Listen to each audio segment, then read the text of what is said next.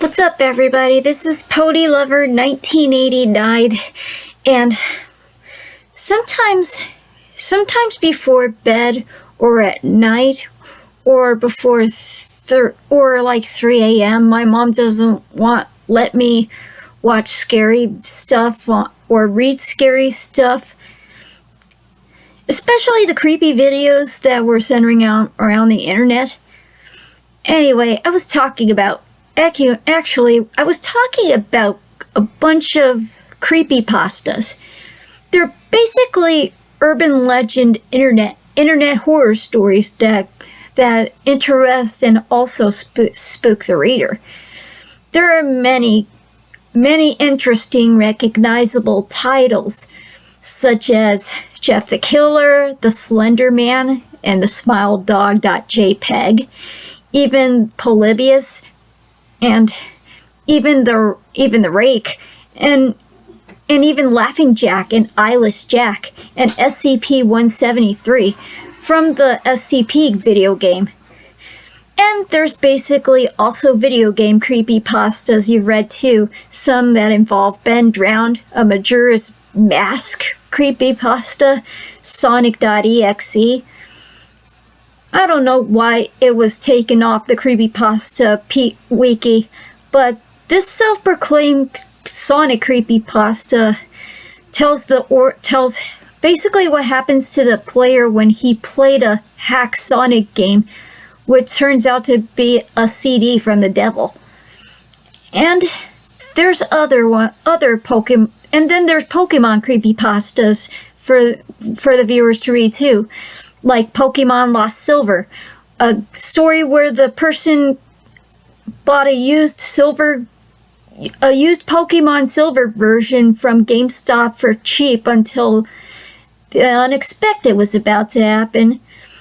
And then there's lost episode creepypastas that some viewers may find curious and very afraid to watch, such as Squidward Suicide, Dead Bart, even suicidemouse.avi. Some people also write a bunch of creepypasta stories of the lost episodes from what happens to when their childhood is ruined.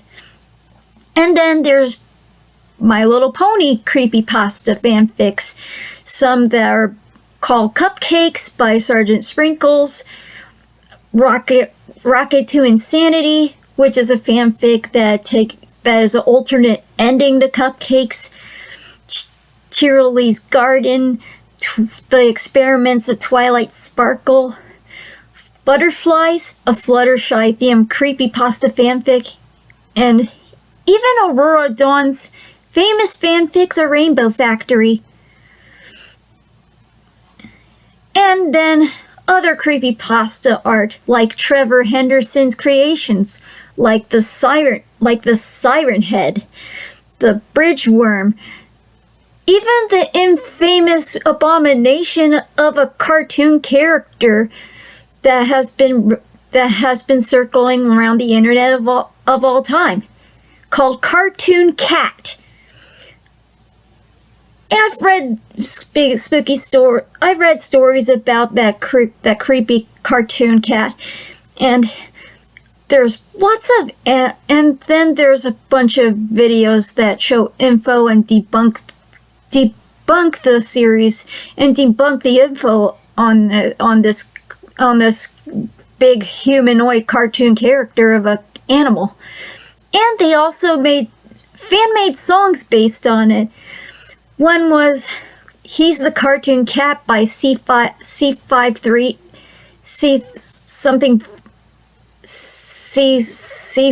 something her.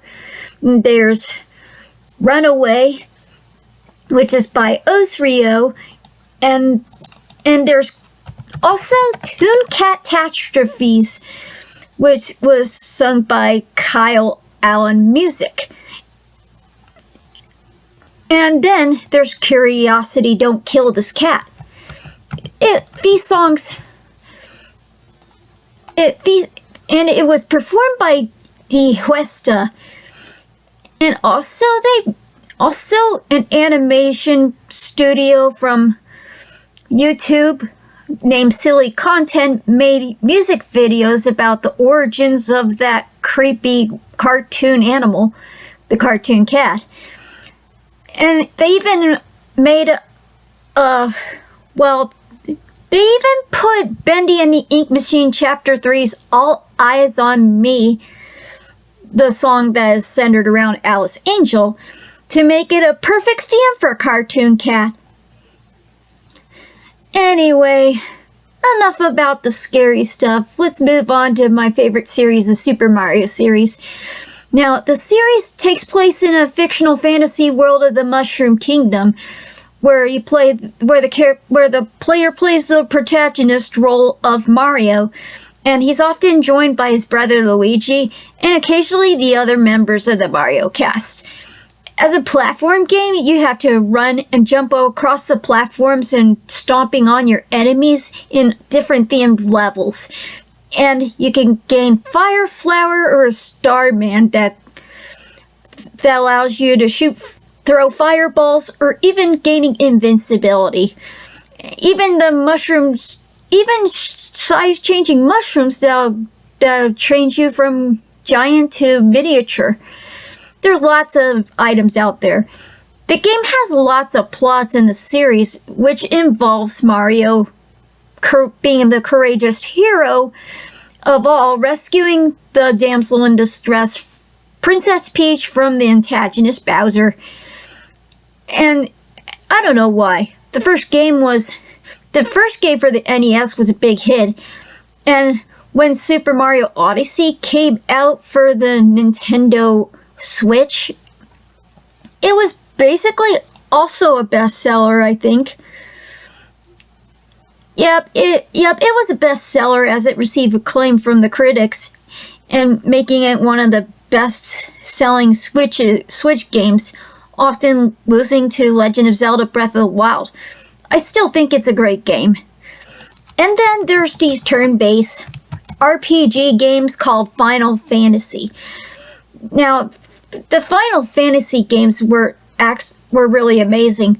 What I like about is the pixels, the texture, the overworld pixelated open world environment, the battle system in a turn-based RPG, and the pixelated characters, and the composed music score, which is composed by Japanese music composer Nobuo Uematsu.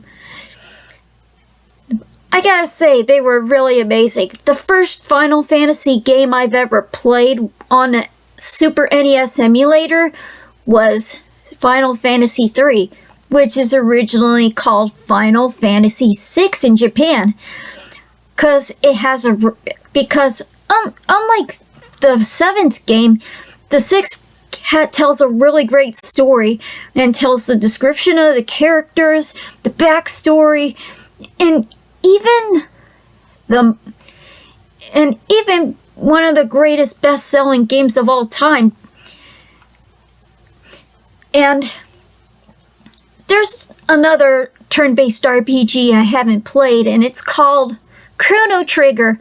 I don't know why. Chrono Trigger was a great bestseller RPG, and I haven't played it yet, but I wish it would come out to the Nintendo Switch Online so I could try it. The game's music is amazing, especially the wind theme. It's one of the most recognizable themes you'll ever hear in the game. Okay, enough about that. Let's talk about the videos of SMG4. Now, SMG4 came to YouTube in 2011 and makes a bunch of bloopers that involve Super Mario 64. Until now, he makes a cast of characters and makes a really interesting storyline that is so funny and insane.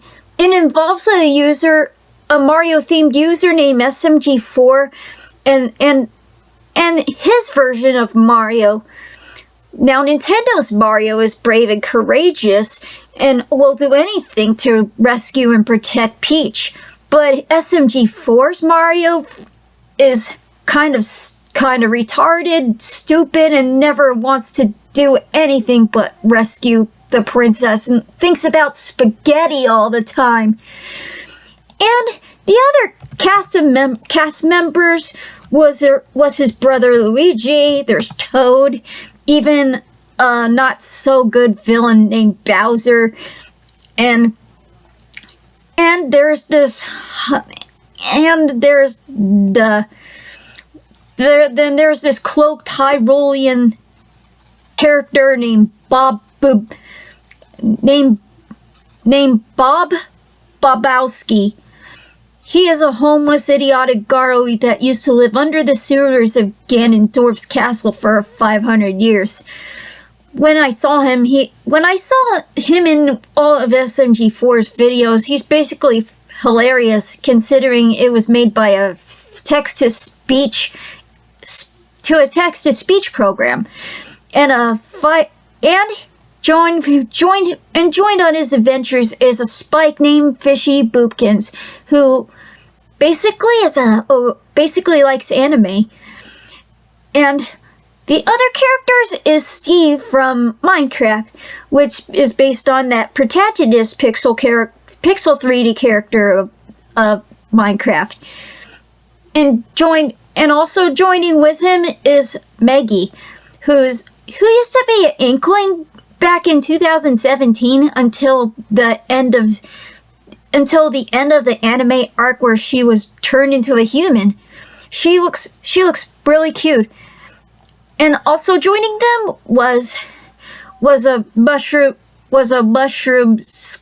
Boy Scout from Luncheon Kingdom named Shruby, and Melanie, of a watermelon type of character who was wearing the Inkling headgear, but she is now a cute, adorable human now. And the other characters are Tari, a turbo artificial rapid intelligence. She likes to play video games, and she's pretty much assertive, just like Fluttershy, and she likes the rubber ducky character. I think she names it Ducky. And an anime girl from a generic dating simulator with a yandere type named Psycho Bichi Taru. She may be violent, but she is one heck of a pink-haired girl. She is one heck of a really cool character. Anyway, that's all I could talk about my other favorite series, Creepypastas and Final Fantasy, and also the funny SMG4 videos I watch. I hope you enjoy it, and if you'd like to hear more about what I'm doing, all you have to do is write down in the comments below, and don't forget to hit that subscribe button. This is Pody Lover 1989 signing off.